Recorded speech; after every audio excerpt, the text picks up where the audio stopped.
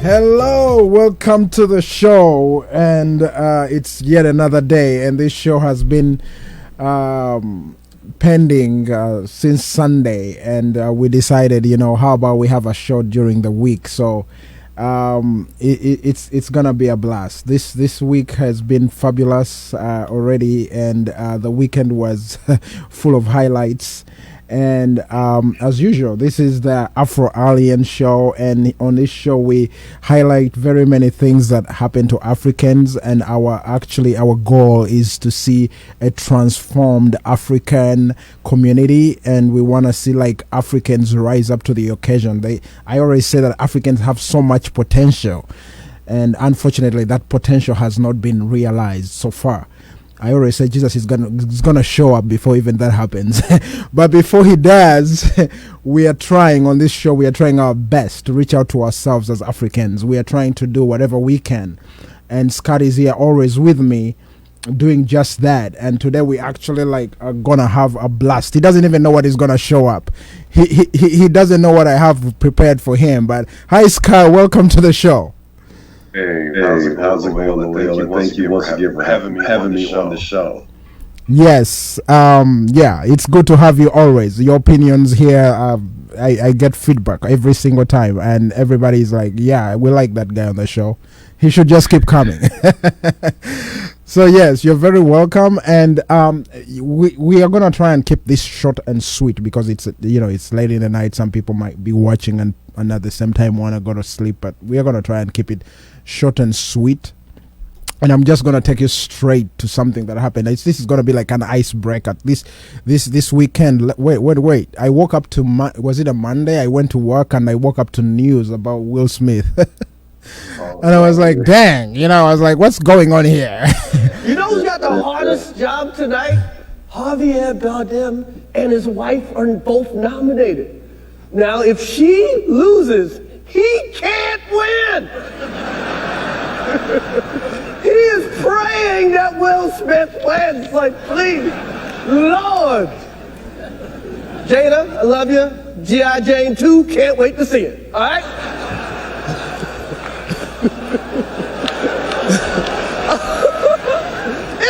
That was a nice one. Okay. I'm out here. Richard. Oh, wow. Will Smith just smacked the shit out of me. Keep my wife's name out your fucking mouth. Wow, dude. Yes. It was a G.I. Jane joke. Keep my wife's name out your fucking mouth. I'm going to, okay? Okay. That was a greatest night in the history of television. Okay. Well, I see your face. I see you look stunned, like you didn't even know what is going on. The first thing, on Monday when I saw this, I was like, okay, wait a minute. This is an old video. This is something that I have never seen before because for some reason, Will Smith looked like, this is the Prince of Bel-Air back then. Like, he looked like, okay, he's still the black guy that was 17 years old, like 18, 19, 20. He didn't look like, he's in his 40s at all. Whatever they say, black don't crack. It applied today for some reason when it came to Will Smith. This thing happened over the weekend, and I was like, wow, how did I ever miss this? This is probably a very old video, but when I did realize everybody was saying these were the Oscars, and I was like, then I was embarrassed and upset because I actually witnessed something that I had never imagined I would ever witness. Like, what's going on here? Did you watch this video? But for some reason, you looked like you didn't. Well, I saw the video. I saw it Monday too. My wife was she shared it with me. So I was like shocked. I was really shocked. But so it was trending and everything else, and I started looking it up online just to find out more about what happened. And apparently a joke that Chris Rock had made about Will Smith's wife's hair being real short, like G.I. Jane or something like that. And she's got this medical condition called alopecia, so it causes her to lose her hair. So I just think Will got, it was a touchy subject. I think he lost it for the moment, because he's not known to be a person like that at all. You know what I mean? And to my understanding, him and Chris Rock are friends. So I'll say this. I'll say it as bad as that looked from to go do that. I am glad that there were people there that calmed them down. And then Puff Daddy said they came together later on and apologized. And then I read this today. Both Will Smith and Chris Rock put out apologies to each other. So I'm glad to see that they both apologized to each other. So Chris Rock apologized for maybe going too far in his joke, and Will Smith apologized for slapping Chris Rock and just how he acted. That's not his normal character. So I think that's the good thing out of it. It's the power of reconciliation and forgiveness. You know what I mean? And just and I think there's a lot of lessons that's kind of that we're kind of learning from this whole situation. As bad as it looks, but like Chris Rock did say, it's going to be probably one of the most memorable nights in TV. People are going to talk about this for a while, but I like the good things that did happen as a result. So, I mean, it was so unreal that people thought that it was stage managed. Do you buy into the idea that this is probably stage managed and Will Smith pulled it off for some selfish reasons? People are going to speculate that. I don't know. The slap looked pretty real to me. I think Chris was stunned, but it's still Hollywood. But I don't know. I don't know if he did that, if it was staged, because that could be potentially damaging of your image. But who knows? A lot of people speculate that. What do you feel? Do you think it was genuine, or do you think it was staged? I personally, I don't want to believe it's true. I hope it was. I just hope it was stage managed, because I mean, look at this. As a black person, as a black male, I think of what kind of image it portrays about us. We've been stereotyped as violent people. We've talked about that before. And we've been stereotyped as violent people. And in this situation, like in an America that I'm used to, where people joke a lot and people can joke about just anything. And one of my friends at work say that in this day and age, anything should be you can joke about anything, and you should never suffer for it. Like, it should be everything, like whatever it is, no matter. Sometimes it's sad, like dark humor and stuff like that. Some people like it, some people don't like it. But in this situation, some people were actually saying that he actually was laughing. He was actually also enjoying the jokes until he looked on the side and saw his wife wasn't. And then he was like, dang, I have to show up, and do something, because that's the expectation from my wife. For me, I was like, I hope it's not true, because then I hope it's just acting. I hope it's just a stage managed thing that they can admit to, rather than sticking on our image and soiling our image as black people as violent people who cannot control themselves. Because I said the worst thing that he could have done is to pick up his wife and family and walk out of that room, and that would be like a gentleman thing to do. And maybe I don't know, but he's slapping another black man, for God's sake. You know what I mean? That's how I feel. Like, I'm like, what's going on? Because this one gentleman I took my son to his Cub Scouts meeting on Monday, and he was saying that too. He felt the same way. He felt like it's just that's how they want us to behave, type of deal. I get that. That's my son. I see him. We in bed. He showed up on the show. He just showed up on the show.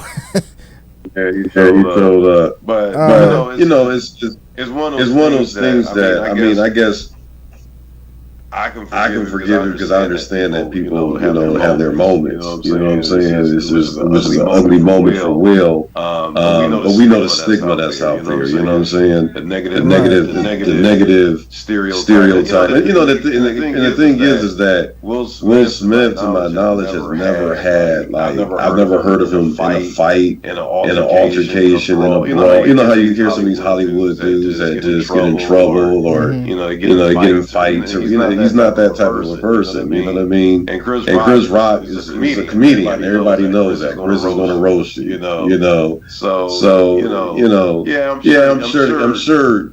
Listening to reading the apologies, I'm pretty sure Will was thinking to himself, "Oh man, I could have handled that differently." Because it's like right after that incident, he won an award for King Richard. You know what I'm saying? So it's like after this ugly incident, then he wins an award. He has to go up there and give his speech. So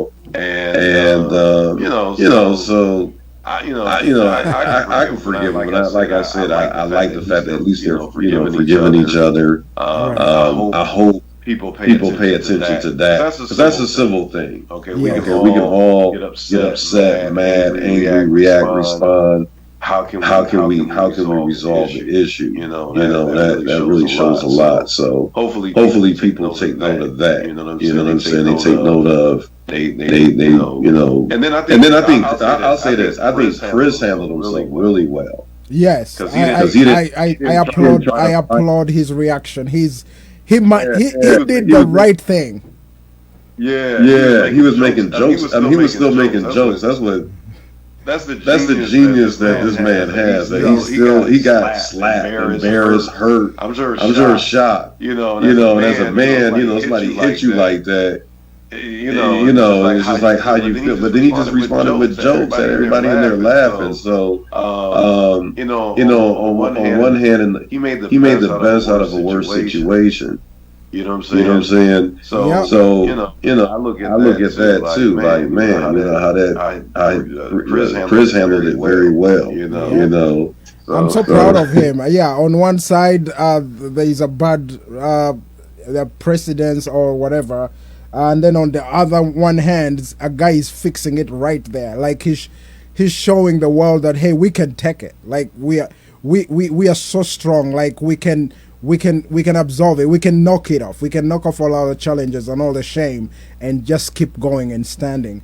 And for me, I was like, that's a very high maturity in contrast to two different maturities on being exposed at the same time. Like this guy, that's his career. He makes jokes out. He makes a living out of jokes. And that's what he's doing right there. He does it. He even actually first.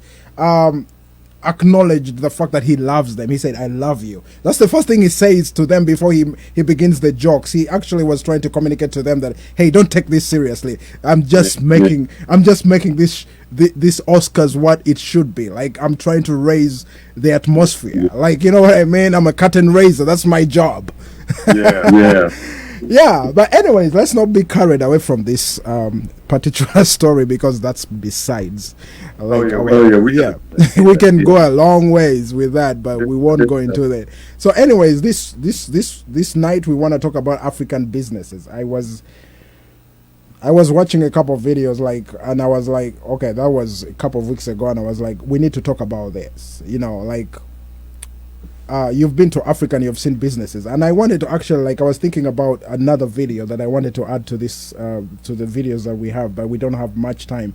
But when you were in South Africa, were you there when there was a protest? Were you there when there were protests? There was a time when there were protests. So did you go after the protests or before the protests?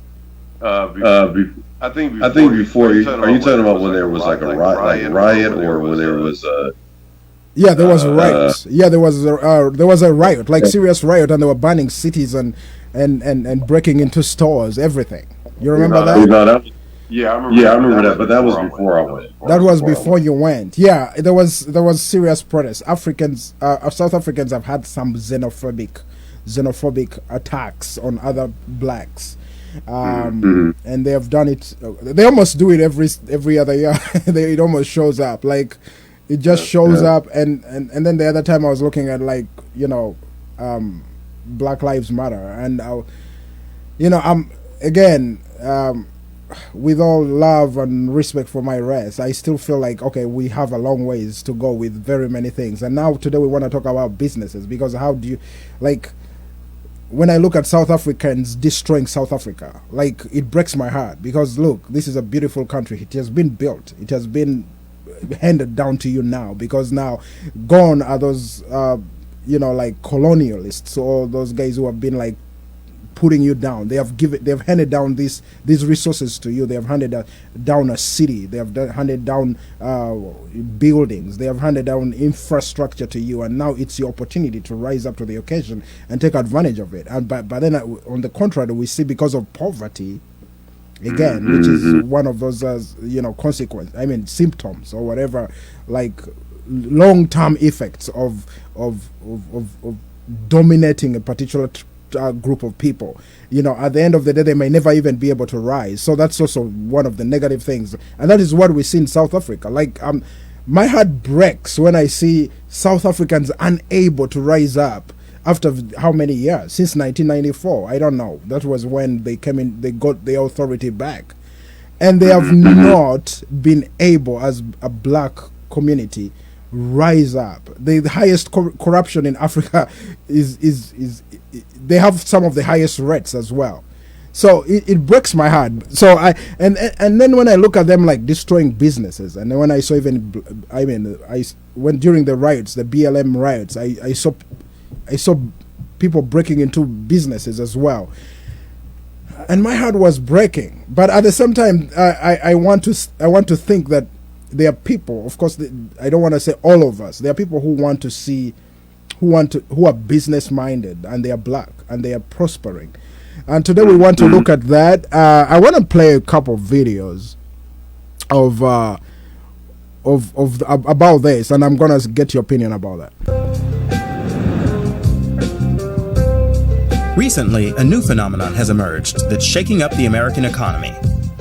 More and more black Americans believe the country needs to undergo radical economic change. That includes a form of communitarianism, making sure their dollars and purchasing power stay in their own community. Also known as the Buy Black movement, it's been gaining momentum ever since the election of Donald Trump. We head to the Midwest to visit Chicago, where this kind of black capitalism is very popular. Chicago is where Kanye West grew up and Barack Obama came of age. The city has one of the largest black populations in the U.S. This is where Maggie Anderson lives, a prominent advocate of the Buy Black movement. Accompanied by her 2 teenage daughters, she's visiting a spa around 30 miles away from her home. She goes there not because it's the fanciest or most beautiful, but because it's owned by a black American family. So good to see you. I tell you, come on in. Oh, everything looks great, as always. Black women get their nails done, and 90% of them, I'm sure, at least go to mostly Asian American owned spas. And I promise you that 90% would prefer to go to a black owned nail salon, but they just don't have the choice. Maggie Anderson is very committed to the cause and talks about it candidly in a way that some might find surprising. So, this is what you have to work with. If Jasmine were to nick me right now, I'd say, Jasmine, come on, girl, watch it. I just feel that connection with her, and I can't say it's anyone's fault, but I don't feel that connection when I go to an Asian American-owned salon. So there have been problems in terms of the comfort level, the service, and the quality. So it's wonderful to be able to go to a place where you feel like you're cared about. We definitely care about you. In the room next door, her daughters, Kara and Corey, are eager to take up their mother's cause. I think it's important to support Black-owned businesses because there's not many out there that are as, you know, successful and known as a lot of other businesses. I think it's really cool. We try to like spread it a lot and tell our friends and stuff. Together, Maggie Anderson and her husband earn over $300,000 a year. They live in Oak Park, a suburb on the western outskirts of the city. It's a place that prides itself on its diversity, and it's about 20% Black. While we do want a high quality of life, that's important, we want to find a place where there are a decent amount of Black people. It's very important. You also want to not be the only Black person in the restaurant or in the store. You basically have one choice, and that's Oak Park. Maggie Anderson has made the Buy Black movement her life's mission. 55% of the family's income is injected directly into the Black economy. And it starts at home, in her kitchen. I usually don't do pastry. I usually do, this is a Black-owned company that I love. They make champagne jam. And it doesn't stop at jam. There are spices, honey, and even canned vegetables. If I had my way, everything here would be filled with Black-owned products. They may be America's second largest racial demographic, but only 7% of U.S. businesses are Black-owned. That's why Anderson is doing all she can. She buys alcohol, beauty products, and clothes from Black-owned businesses. She traded a wardrobe full of Italian designers for outfits created by Black designers. And look at these. Everyone likes these shoes. Look at that heel. It looks sexy with Black-owned products. So it's really nice if I'm in a club or something like that, when people say, oh, those are great shoes. And I say, yes, and they're Black-owned. So it's always nice to be able to say that. A house full of Black-made products is just the start. Even when it comes to healthcare, she makes an effort to find doctors who are Black. There he is. Hi, Dr. Cameron. We need to make an appointment for the girls, so can you please have someone call me back so I can schedule something for them? Thank you. See you guys soon. She's willing to invest time and energy into her beliefs. And that includes doing online research to find doctors who are Black. I'll go to my insurance company website and they have a link, find a doctor. And I just look at the names. And if the names sound like they may be Black, I'll kind of put them in a list and then I'll Google them to look at their faces. And then, oh, nope, nope, nope. I know that's very rudimentary, but that's one way that I look for Black. I couldn't find any that way. It's all in the name of supporting her community. Doctor, that's a major expense, and it's a big, so those big things we try to make sure that we do Black. If I have the choice and I have the time, even if it's a pretty important thing, I will wait. Maggie Anderson has become a real champion of the Buy Black movement. She's even written a book inviting all African Americans to follow her example. It's an approach that angers some white Americans. Anderson rejects the claim that the Buy Black movement is racist. I'm not thinking that I hate white people or that white people have done this to me. I'm thinking what I need to do for Black people. I really don't care about what white people say or don't say about their businesses. When people say, buy American, no one says, well, that means that you hate Mexico. That means that you hate China. That means that you hate Canada. No, it just means that we love America. And I say buy Black. Not because I hate people who are not Black. It's just that Black businesses are under-supported, and if I'm not going to support them, no one else will. The activist has become a kind of online detective, exposing businesses that are white-owned but sell products marketed to the Black community. This is one of the most historic, largest Black hair products ever. This brand proudly boasts its family history, particularly its African-American origins, but the website suggests otherwise. Is I had to go to terms of use. Who is going to go to terms of use? Here I am in terms of use. Thank you for visiting our site, which is owned and operated by L'Oreal USA. That tells me, thank you, Black woman, for giving me all your money and giving it to the L'Oreal family. I do believe that L'Oreal intentionally does not put their name on the company brand's website. If they were to know that the money that they spend on hair products, just like any other person, was going to the world's richest woman, and that she was white and in France, and from what I can see, not doing anything at all for the Black community, would they still be buying these products? My job is to spread this truth. Wow. Yeah, I come from Africa, and I do know for a fact that anything called black, anything black, it might be dismissed as fake, as lacking its power, lacking its potential, or despised. You can take two people in one room, and the black man is more qualified to solve your problem, but because he's black, and you put another white man there who has never been in school and doesn't know what he's saying, as long as he's white, and people are gonna believe that the white man will solve their problem and not the black man. So I believe it's a black problem. It's I don't know if it's an inferiority complex as well that we have as black people, that we don't believe in ourselves. And at the same time, I know that we've abused each other so much. Like, the people in power in Africa and the people in power in the black communities have been the worst examples to us, and we have developed an apathy towards our own selves, towards our own race. And in their defense, the white people have tried to be like very ethical with their jobs, very ethical with their professions. They have been good examples to their own people. They've exemplified what they want to see in their communities. That's one of what we've done in ours, and that is why, like, I know that this is a big problem. It doesn't reflect the truth, which is that we have potential, that we can do things, we can also make things happen, that we have resources, that we have all these raw materials that can develop cures for different sicknesses and diseases. All that stuff is in Africa, and some of it is yet to be discovered.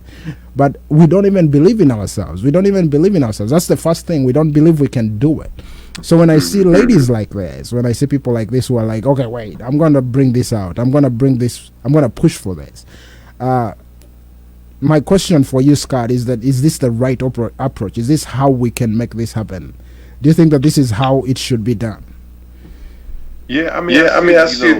I understand what she's saying. The whole. I've heard this, for many years. That if we try to invest into each other and keep a circulation of flow of money within the community, then black people as a whole could benefit from it. Or that a lot of times black businesses, as you stated, don't get fully the support that they need. We're talking about good businesses, I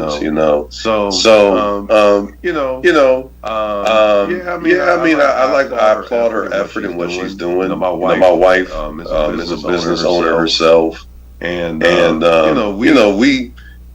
strive to, as much as I can, support good black businesses. But there are, sometimes I hire white people to do certain things. I try to get the best person, or somebody who's Hispanic or whatever. But I usually try to get black people, the chance first, the opportunity if I can,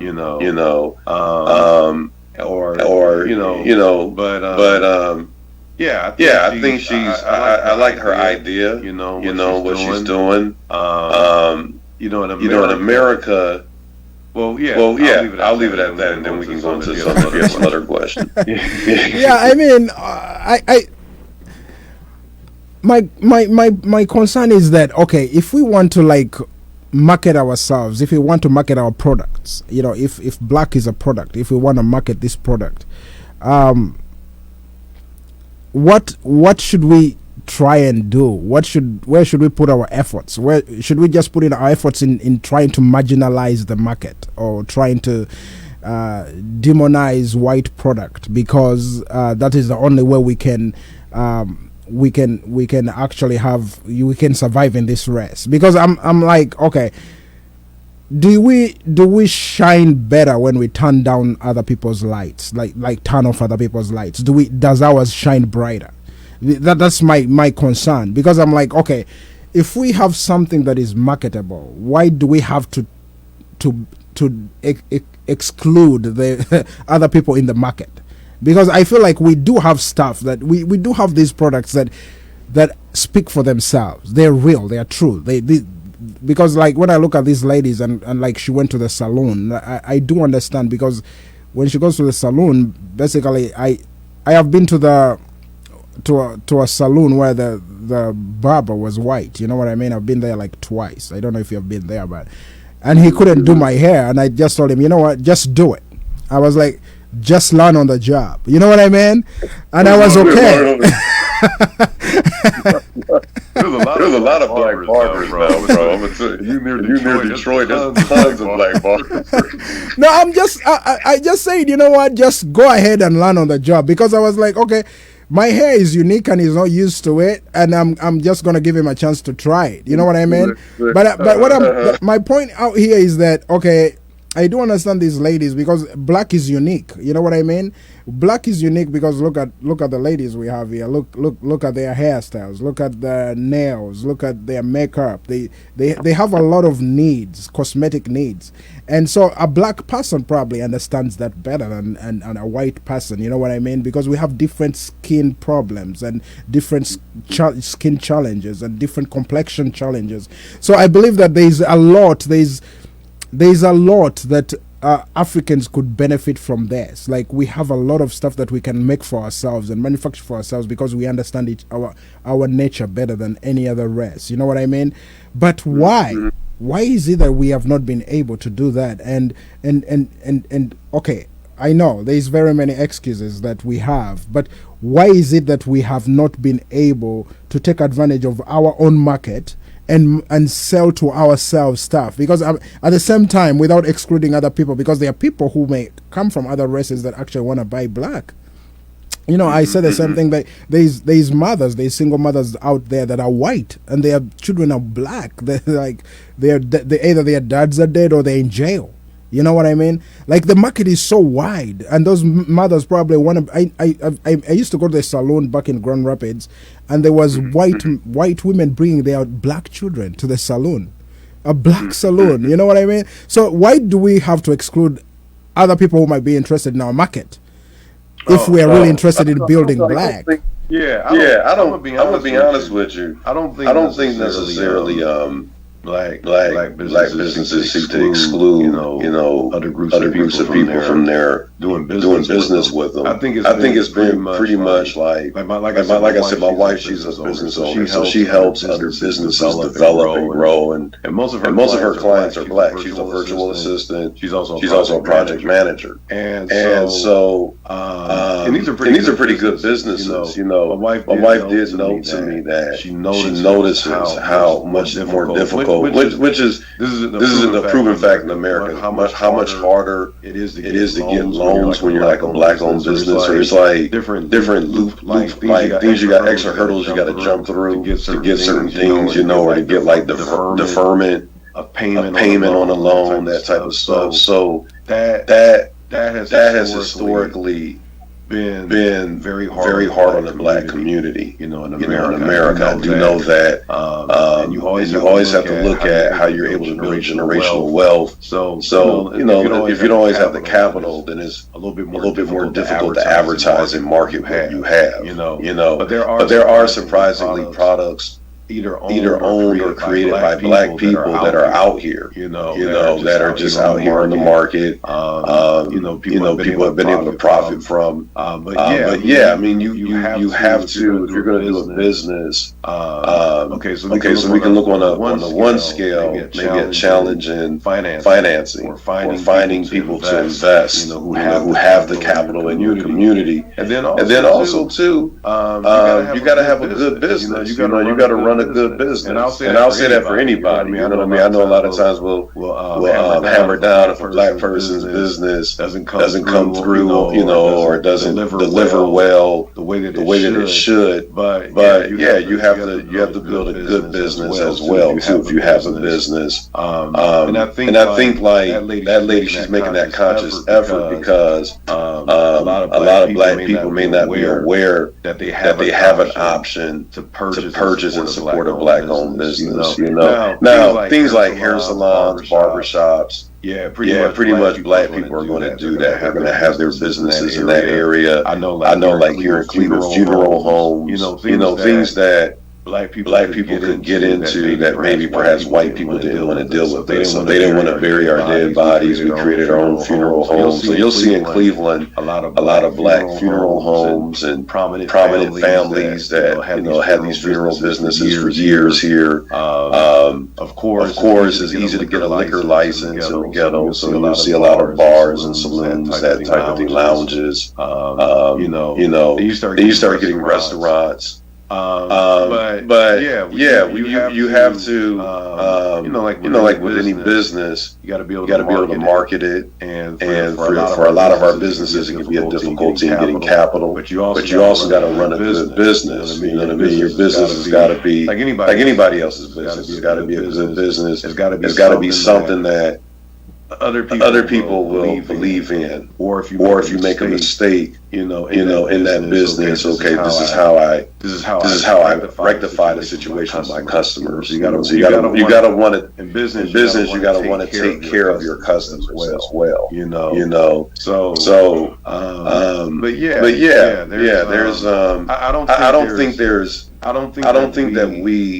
I don't think it's really possible that people are saying, well, I'm excluding, I'm not going to do business with white people. I doubt that because money is money. I think it's been that's been kind of our challenge, is perhaps other people have tried to exclude us from the picture. And so people are saying, well, hey, let's support one another. And I think that's a good thing. Let's support one another. Because one thing, if you notice, in a black community, I'm pretty sure you recognize it here, is that a lot of businesses in the black community outside of certain types of businesses are not necessarily owned by black people. As she mentioned about getting your women that get their nails done, is typically shops that are Asian shops that do that. The whole nails and stuff like that. Usually you go in there, you see a bunch of Asians doing it. So I think that's why she was going to that one salon to get her nails done or something. So she's just trying to make the intentional effort of putting money back into her community. Yeah. Okay. Yeah. So. I think white people do it. They buy their products. I mean, most of the businesses here are owned by probably white people, so they're always putting money into their own. It's always circulating through their community. Yeah. Which brings me to another point about the character, our character as black people.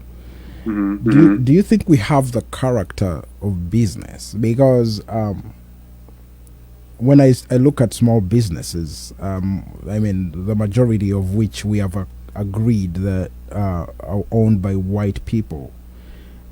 If you look at the character of these people, you look at people who sacrifice a lot, people who live a frugal lifestyle, a very sacrificial lifestyle. They don't live in luxuries. You find them business owners, they don't look like they own those businesses because they don't drive they drive an old Chevy. He owns a business, but he's driving an old rusty Chevy that is beaten by the salt of Michigan, or that is used to kind of wipe the snow off the roads.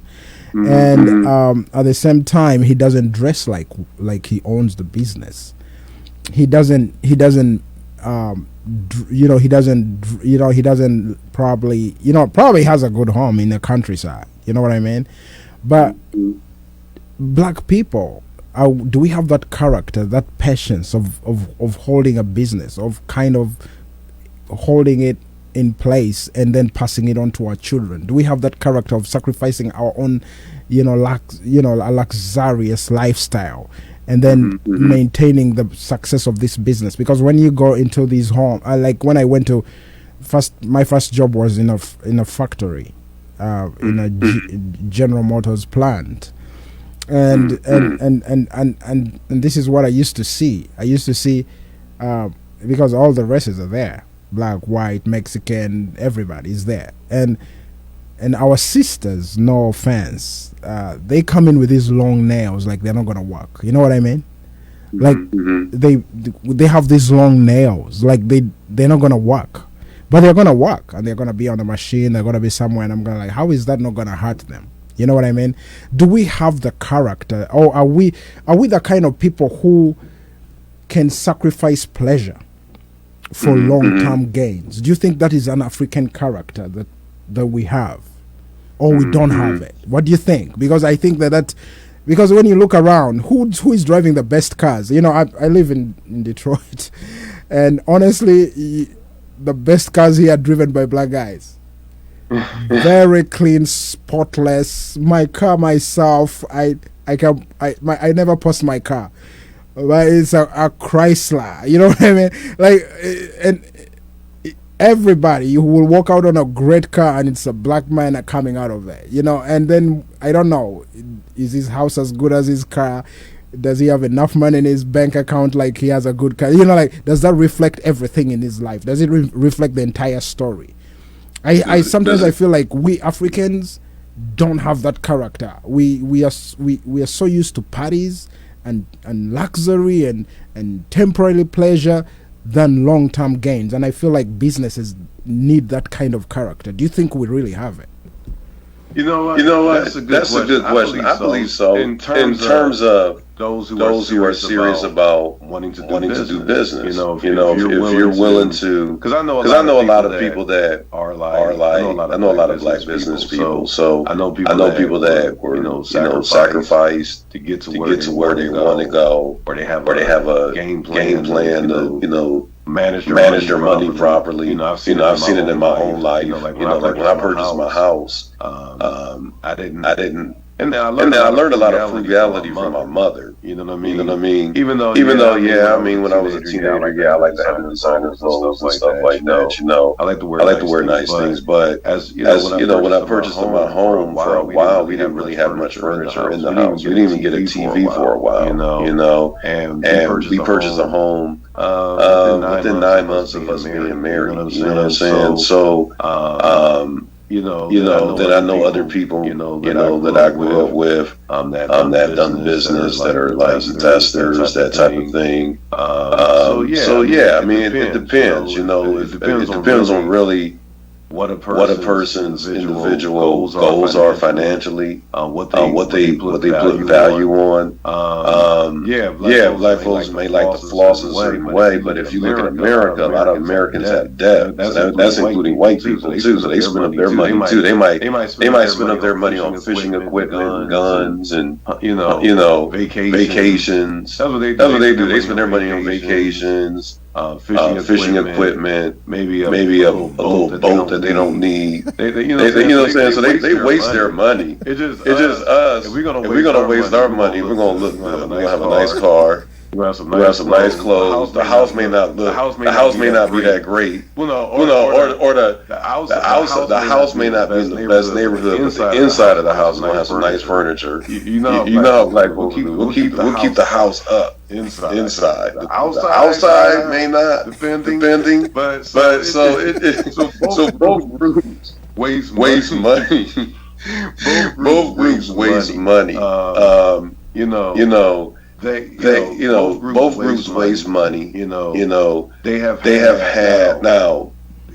When you look in business and stuff like that, being able to get into a business and of course I know not all white people come from money. I know that, but as a people group, they've had a little bit more privileges probably than the average black person in America, and perhaps the average African too. You know what I'm saying? So they've benefited off of Africa. The colonialists.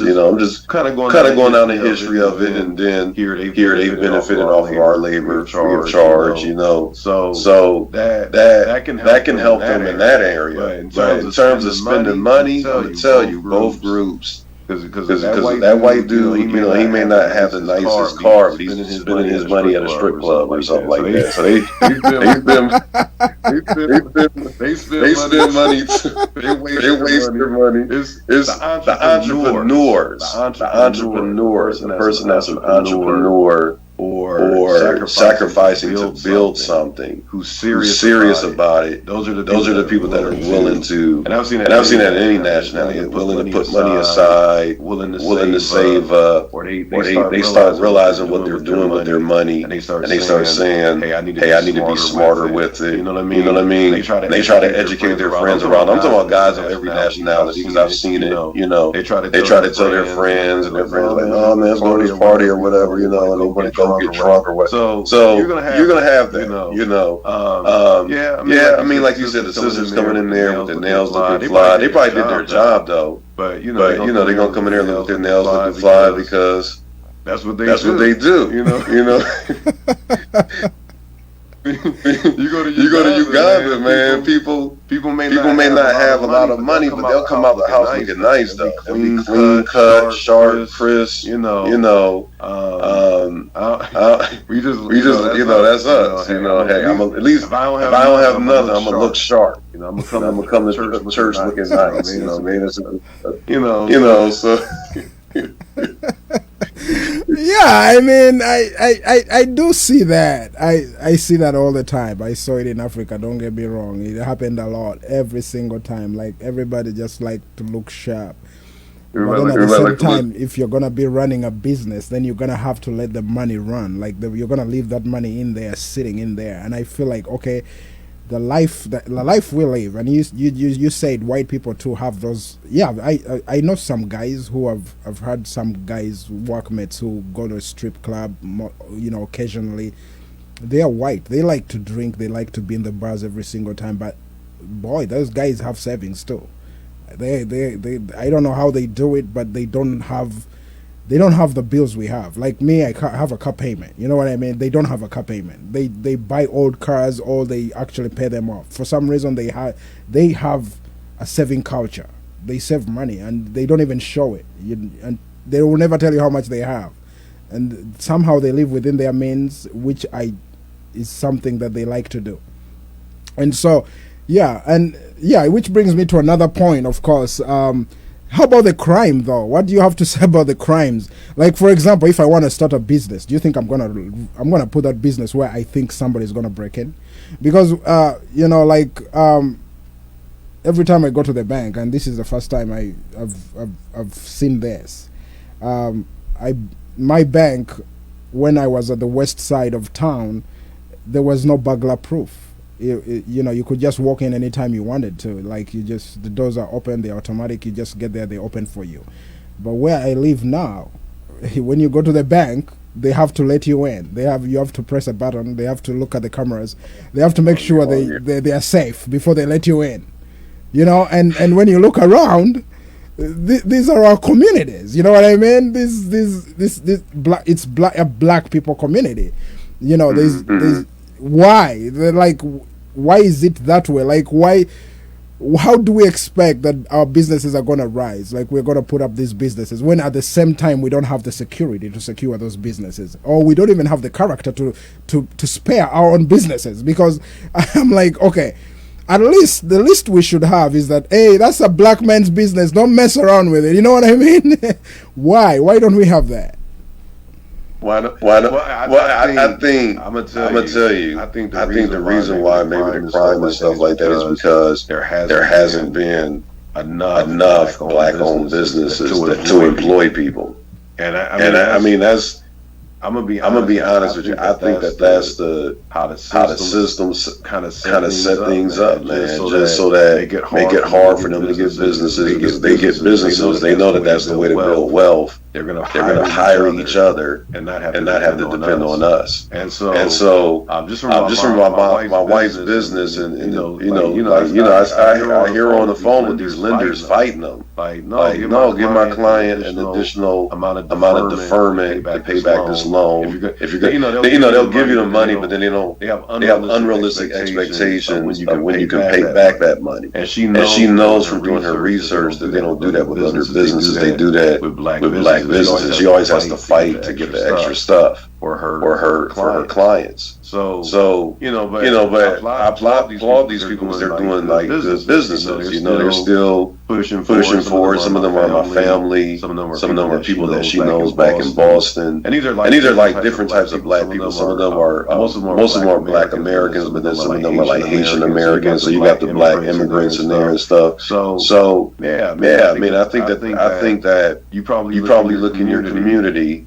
And how many of those businesses are black owned, how many of them can hire people and give people chances. You know what I mean? Because sometimes that has a big part to play in it too, as far as like unemployment rates and stuff. Now I got a funny story. You talk about how you go through these extra security measures of entering into a bank. There's a bank here that's like that. You got to push a button and they let you in. But the crazy thing is, it's like in this affluent community that's predominantly, I would say mostly white area, even though there's black people around there, but it's like an affluent area, and that Chase is like locked down. So I'm like, man, they must have some robberies or something happen to them, but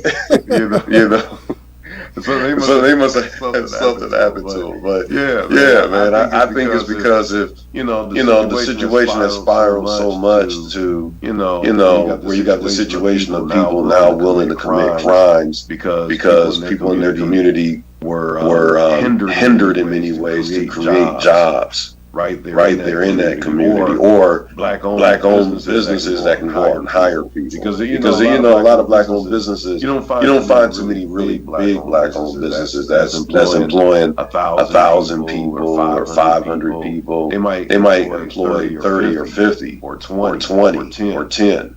But if they're employing that many people, even at all, so if people can't hire their people and they see these people left behind, they're out here in the streets. Unfortunately, these guys will resort to crime.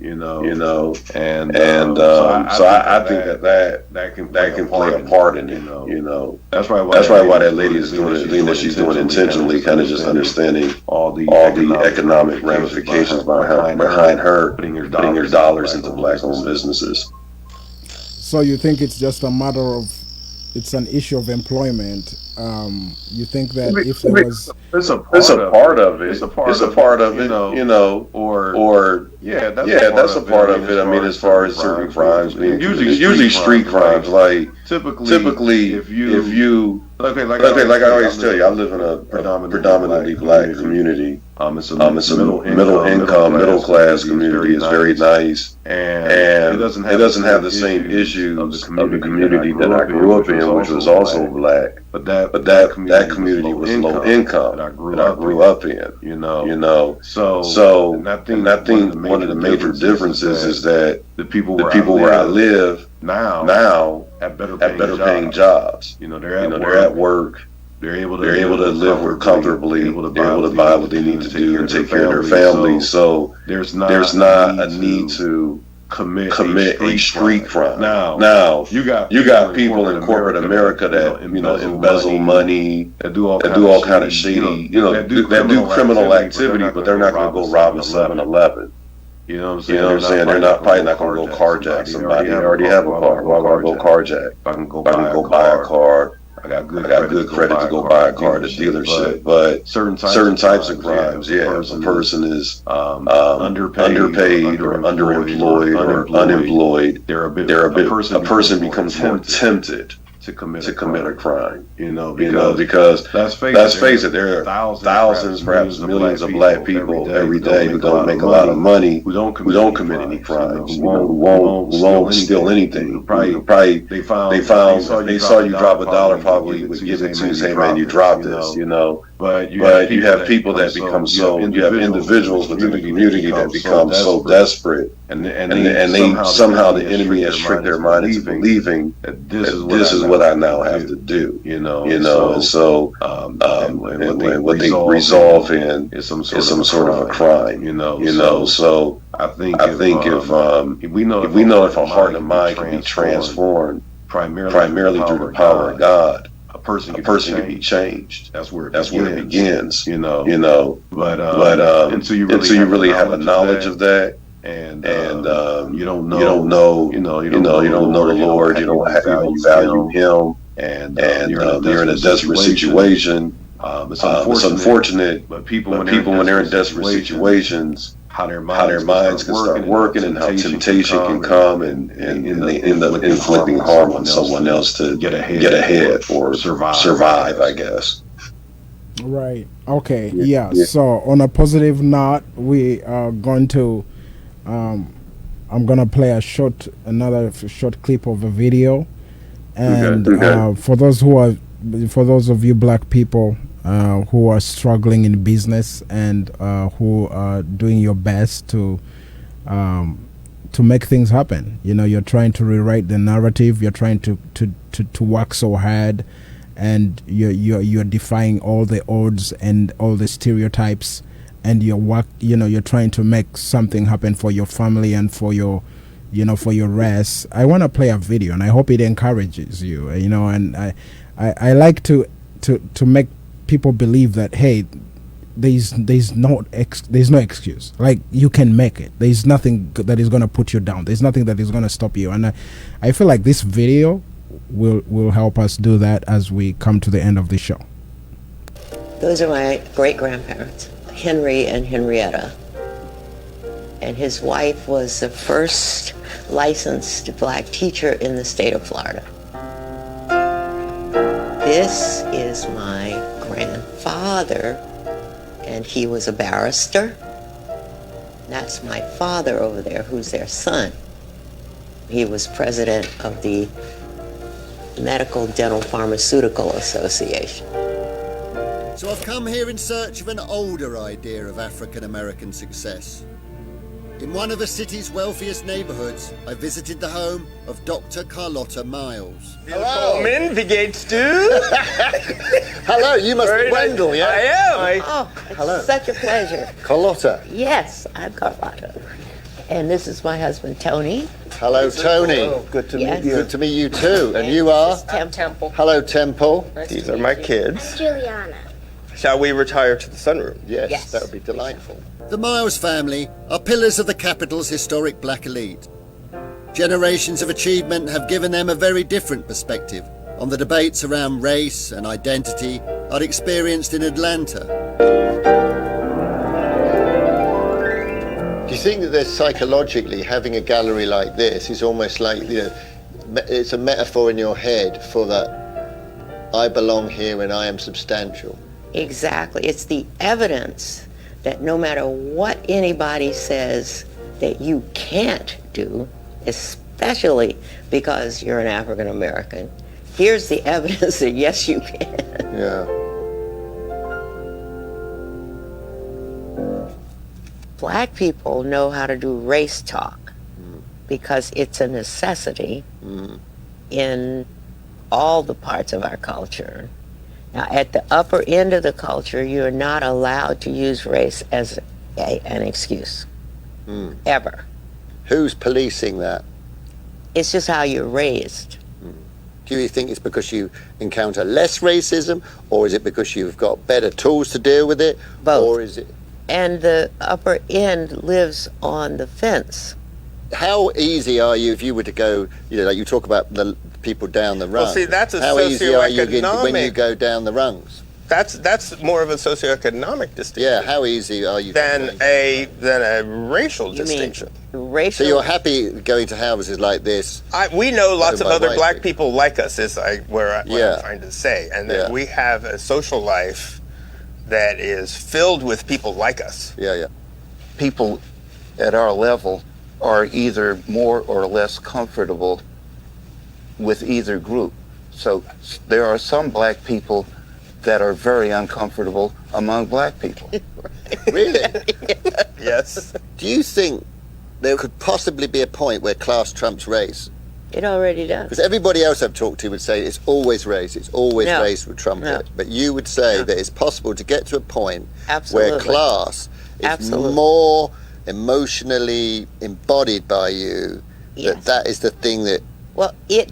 Certainly internally, yes. It actually eclipses the fact that you have a different skin color. Within my own mind, yeah. We live that. It may be expressed in terms of who people marry. Would your chances of having a good, long, happy marriage be better if you married a black woman from the projects or a white woman who had gone to Exeter and Harvard and so on? It is the culture that you grow up in. It is not something that you attach yourself to after you're grown. I think it's also presented as a monolith, and that there's only one way to be black. Yeah. There are thousands of ways. Is there only one way to be white?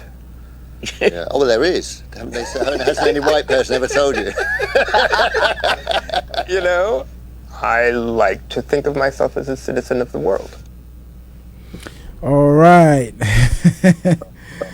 Yeah, so that's a very encouraging story about about this family that I mean, they look affluent, they look wealthy, they look classy, and they're black, and they defied odds, they defied the status quo, and they believed they could, and they did, and they still are. And I was looking at their kids, and I was like, okay, look at those kids. What are they listening to? You know, that for me, that's what caught my eye. Those kids, look, what those kids are listening to is what is going to propel them into a future, which is either good or bad. And I believe those kids are going to shine. Just like she said, the culture that you're brought up in. She said something about that. You know what I mean? And so when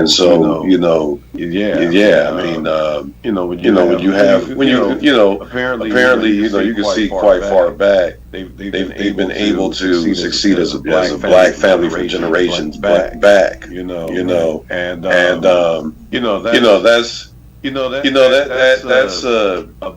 blessing.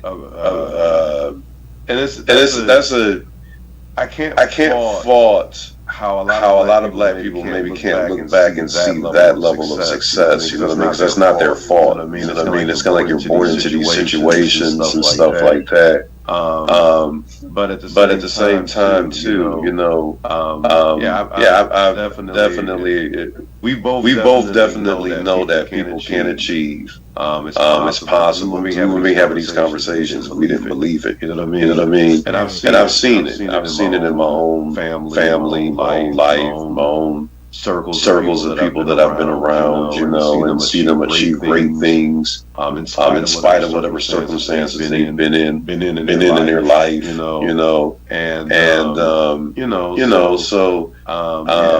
definitely all things are possible to them that believe, and so I'm a firm believer in that. If your belief is that all things are possible, it can be possible. Sometimes a belief system, adopting a belief system, can be a challenge. It's hard to change what you believe, but if you start changing your mindset or allowing the Lord to change it and believing the right things, it doesn't mean that. I'm pretty sure that family is aware that there is racism, there is things that go on, but they're believing more in the power of what God has given them, the gifts that He's given them. I like what they said. There's more than one way to being black. Black has many expressions of it, and so forth. And so, and I just, like you said, I want to encourage all those who may be struggling, going through whatever challenge they're going through. you're a person of value, person of valor. God loves you. And success is not just measured in material gain or anything like that. It really is measured in how do you what's your heart stands towards God and towards other people. How do you treat other people? You know what I'm saying? You can be a wise, wealthy person full of love and wisdom. I may not have a dime in your pocket, but you know how to love the people around you. That doesn't cost any money. Just love the people around you, build them up. Given it shall be given. So that's a good note to end on. Thank you very much. I always say that there's some people who are so broke, all they have is money. and that is very true, and honestly, if you're a black guy out there watching this show, black woman, black family, we want to encourage you. We want to encourage you to have the right belief system, to have the right people around you, to have the right influence. And then those people actually mentioned something about that, the culture, how you're raised. So there are people who tell you cannot because you're black. No, don't believe those people. It's not true. It's not true. You can. Whatever white people do, you can do. And so we want to encourage you, especially if you're a young person. We want you to just decide what future you want and go for it. It's the sky is the limit. This is the United States of America. It offers a lot of opportunity for those who want it. There's no limit. It doesn't matter. Right now, actually, the world is more open than ever before. So there's no excuse. Literally, the excuses are fading in the background right now. So let's take advantage of this and let's do whatever we need to do to make our community better. It's been nice having you, Scott, as always. And we shall hopefully have this show again next Wednesday. So we're gonna call it a good night. We gotta go to work tomorrow, and it's a good night from us to you guys and everybody who is watching. Thank you for tuning in and thank you for subscribing. Like we said, we do have a YouTube channel, and Afro Alien TV. You can search it up and you can always get our videos. The videos won't be coming on there live, but I do my best to upload those videos there for those of you who watch them later. So yes, you can subscribe to our YouTube channel and you shall be finding all the videos over there. So anyways, from us to you guys, we want to wish you a good night. Bye bye. All right, shalom.